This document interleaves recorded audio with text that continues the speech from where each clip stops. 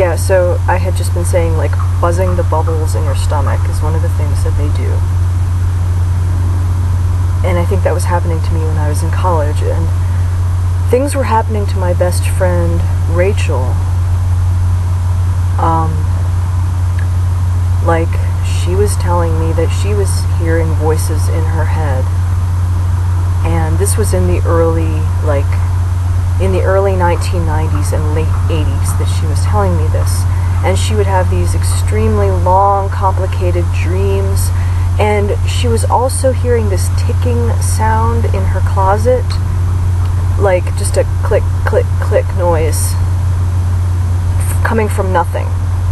And it scared her when it was happening. Like, she was trying to figure out why something was clicking in the closet, and she told her grandmother about it, and her grandmother said that it was a click bug. And, you know, there are these bugs that supposedly make clicking noises. And so her grandmother was calling it a tick bug or a click bug or something like that. And Rachel would look down there, and there was no bug anywhere. It wasn't like a cricket or something, you know, where you can hear the cricket chirping and eventually maybe you find where the cricket is. It wasn't like that. There was just absolutely nothing in her closet. It was just clicking spontaneously.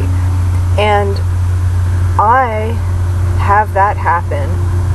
Objects around me will just click.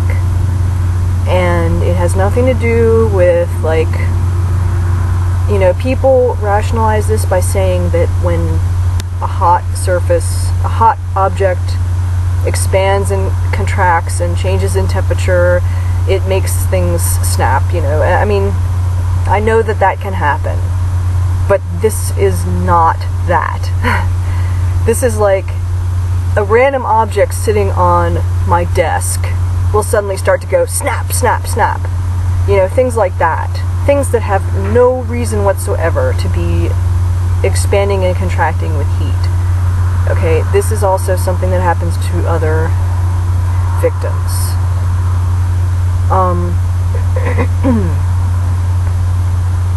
But anyway, so I actually have things that I think were harassment that were happening many years ago before I realized that that's what they were. So the harassment did not actually begin in 2003. It was more that I became aware of it because it became extremely severe in 2003, and I learned about it, and it became so severe that I couldn't just ignore it or not notice it. Like, at the time, I was getting forced urges to write letters to someone who eventually called the police on me because he thought that I might be suicidal, and which I am not. But I had mentioned the word suicidal in one of the letters that I wrote to him. It's a long story, I won't get into it. That was how I ended up going to the mental hospital, and during that time the attacks became extremely severe. I read about radio frequency weapons, and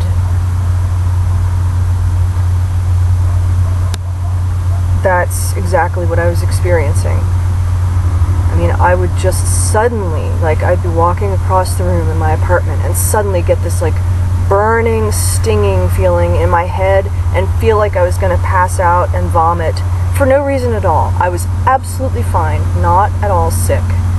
And and this was years ago. Like, that hasn't happened for a long time. I mean, they don't do stuff like that to me now. It's nowhere near as bad now. The thing that is happening now is this constant, they're constantly interacting with me in a way that prevents me from focusing mentally.